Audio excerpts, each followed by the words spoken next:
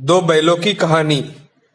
मनुष्य ना तो पशुओं को समझ पाए हैं और ना उनका आभार मानते हैं। वे गधे के भोलेपन का आदर नहीं करते और बैलों को तो अपने काम आने वाला साधारण प्राणी समझते हैं। परंतु झूरी उनसे अलग था। उसे अपने बैलों हीरा और मोती से बहुत प्रेम था। हीरा और मोती में अच्छी मित्रता थी। दोनों एक दूसरे की मन की बात समझ जाते थे। आज मैं हल्का बोझ उठाऊंगा। नहीं, मैं उठाऊंगा। उफ, ये झूरी तो जानवरों को ज्यादा ही लाड़ करता है। थका देने वाले दिन के बाद दोनों एक दूसरे को पुचकारते और झूरी उन्हें घास और चारा देता। एक दिन, ये हमें कहाँ ले जा रहे हैं? हमारे नए मालिक के घर। लगता है हमें बेच दिया है। बैलों को नहीं पता था कि झूरी ने उन्हें अपने साले गया को कुछ दिनों के लिए दे दिया है। वो बहुत परेशान थे। पर क्यों मालिक? हमने आपकी कितनी सेवा की है। आपके लिए हम तो प्राण भी देने के लिए तैयार है। हीरा और मोती जाना नहीं चाहते थे। झूरी ने दोनों को कभी मारा नहीं था। मारे जाने पर वे अड़ गए। चलो आगे बढ़ो। अंततः घर पहुंचने में पूरा दिन लग गया। हीरा और मोती को छोटी सी गौशाला में बांधा और खाने के लिए सूखी घास दी गई। ये जगह, यहाँ के लोग, सब कुछ विचित्र है। चारा खाने का मन नहीं कर रहा है आज। दोनों एक दूसरे को सांत्वना देते रहे और मन ही मन जाने की इच्छा करते रहे। चलो खुट्टा तोड़कर घर लौट चले। खींचो हीरा। अगली सुबह जब झूरी की नींद खुली, मुझे तो अपनी आंखों पर विश्वास नहीं हो रहा है। हीरा मोती लौट आए। हीरा और मोती के लौट आने का समाचार फैलते ही इन बैलों का तो सम्मान करना चाहिए। मैं इन्हें रोटियां खिलाऊंगा। ये निराले हैं, अकेले घर लौटाए। ये बैल नहीं है, पिछले जन्म में ये अवश्य मनुष्य रहे होंगे। परंतु झूरी की पत्नी भड़क उठी। बड़े कृतज्ञ प्राणी है दोनों। कृतज्ञ? कृतज्ञ कैसे? इन्हें ठीक से भोजन नहीं दिया तो क्या करते? सभी तुम्हारी तरह इनकी देखभाल करते हैं क्या? पसंद आए या नहीं आए, इन निठल्लों को केवल सूखी घास ही खाने को मिलेगी। थोड़ी ताजी घास डाल दो। मालकिन मेरे प्राण ले लेगी। उसे पता नहीं चलेगा। और पता चला तो आप मेरा साथ नहीं दोगे? अगले दिन गया उन्हें दोबारा लेने आया। मुझे इस आदमी के साथ नहीं जाना है। संभल कर, गुस्से में तुम गाड़ी को गड्ढे में ढकेल दोगे। हीरा धीर गंभीर था। गया ने उन्हें दोबारा मारा नहीं, पर अरे फिर से वही सूखी बेस्वाद घास। मैं भूखा रह लूंगा पर ये नहीं खाऊंगा। तभी तुमने कुछ खाया नहीं? लो, मैं तुम्हारे लिए रोटियां लाई हूँ। वो गया की बेटी थी। उसकी अपनी माँ नहीं थी। वो अपने पिता और सौतेली माँ के साथ रहती थी। वो नन्ही लड़की उनके लिए हर रात रोटी लाती। उसके लाए भोजन से उनका पेट तो नहीं भरता था, परंतु दुखी मन को शांत अवश्य करता था। मैं और नहीं सह सकता। एक हाथ को अपनी सींगों पर उठाकर पटक देना चाहता हूँ मैं। ऐसा करेंगे तो ये नन्ही लड़की बेचारी अनाथ हो जाएगी। तुम मुझे कुछ नहीं करने दोगे। रस्सी तुड़ाकर तो भाग चले कम से कम। पर कैसे? रस्सी तो बहुत मोटी है। तभी तुम भाग जाओ। वे तुम्हारी नाक में नकेल डालने की बात कर रहे हैं। मैं तुम्हें खोल देती हूँ। तुम भाग जाओ। ये लड़की संकट में पड़ जाएगी। जाओ, भागो। भाग हीरा। दोनों बैल भागे जा रहे हैं। जल्दी आओ। दोनों मित्र जान बचाकर भागे। हमें उस आदमी को पटक देना चाहिए था। वो अपना कर्तव्य भूल गया तो क्या हम भी अपना कर्तव्य भूल जाए? और भागते रहे जब तक हम भटक गए हैं। अब क्या करें? पहले मटर की ये ताजी फलियां खा ले, फिर सोचते हैं। पेट भर खा लेने के बाद बाप रे, ये सांड तो हमारी तरफ ही आ रहा है। चलो भाग चले। हम कायर नहीं हैं। चलो मिलकर उसे पछाड़ते हैं। मैं सामने से आक्रमण करता हूँ, तुम पीछे से वार करो। हमने इसे पछाड़ दिया है। चलो इसे मार डालते हैं। नहीं हीरा, घायल शत्रु पर वार नहीं करते। ठीक है, मैं थोड़ी फलियां और खा लेता हूँ। ये क्या? वो लोग हीरा को पकड़ने आ रहे हैं। मोती अपने मित्र के पास पहुंचा और जल्द ही दोनों को पकड़कर बांध दिया गया। जल्द ही उन्होंने स्वयं को अंधेरी सी गौशाला में पाया। वहाँ कई दुबले और डरे हुए जानवर थे। बड़ी उदास जगह है। अगला दिन भी बीत गया, परंतु जानवरों को एक भी दाना खाने को नहीं मिला। मैं ऐसे नहीं रह सकता। चलो दीवार तोड़ते हैं। तुम तोड़ो, मुझ में अब दम नहीं बचा। गौशाला की दीवार कच्ची थी। मोती तब तक सींग मारता रहा जब तक दीवार तोड़ रहा है? रुक, अभी तुझे सबक सिखाता हूँ।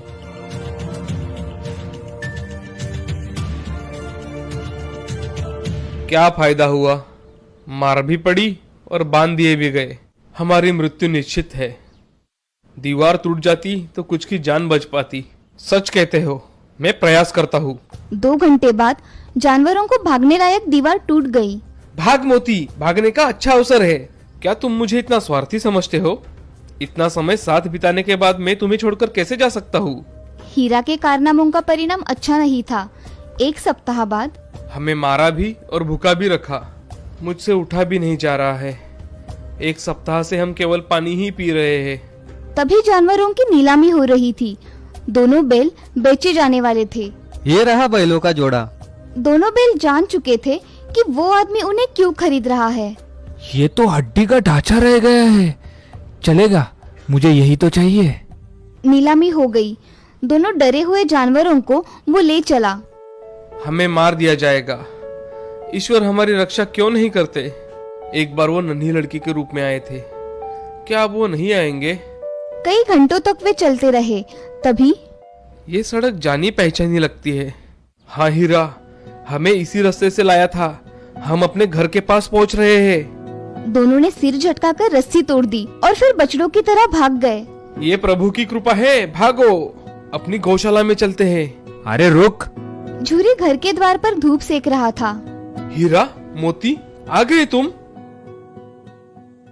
ये मेरे बैल है, मैंने इन्हें नीलामी में खरीदा है। जब मैं इन्हें बेचूंगा तब ये तुम्हारे होंगे। मैंने इन्हें बेचा ही नहीं है। मैं पुलिस को बुलाऊंगा, रस्सी मुझे दो। मोती ने भड़ककर उस पर वार किया। तुम बहुत पछताओगे। बचाओ, मैं पुलिस को बुलाऊंगा, चोर डकैतों। जाओ जाओ। हारकर वो आदमी चला गया। तब मोती हीरा के पास गया। वो चला गया, दोबारा लौटकर आया तो?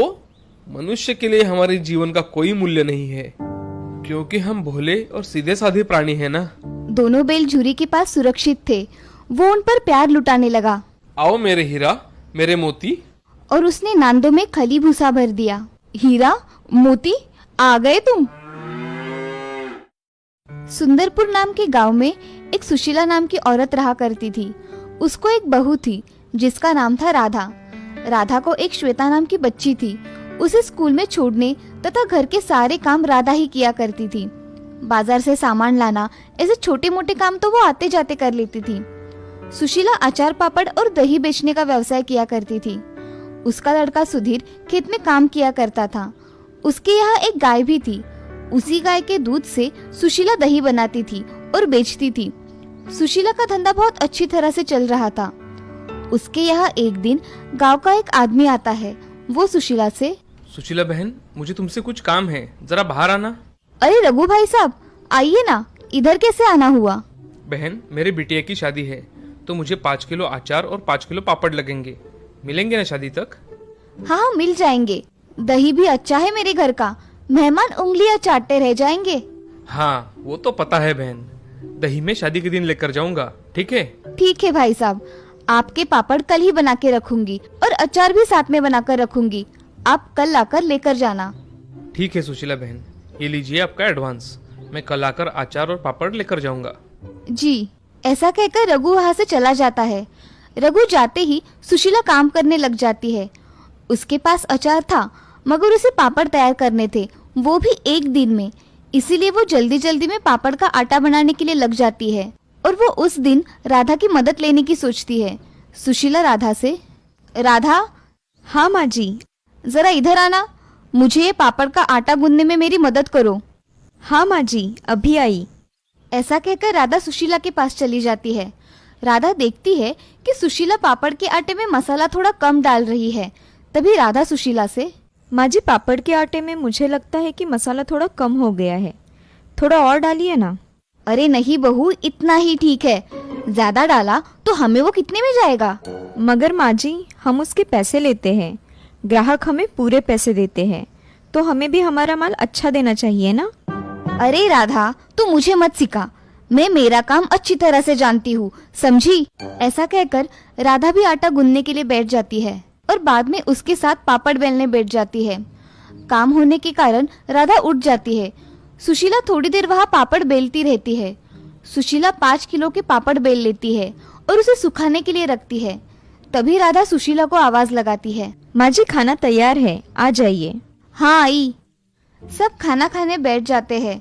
खाना खाने के बाद सुधीर अपने खेत में क्या क्या करना है इसकी बातें करता है और श्वेता अपने स्कूल की बातें बताती है। अब बातें हो जाने के बाद सभी सोने के लिए चले जाते हैं।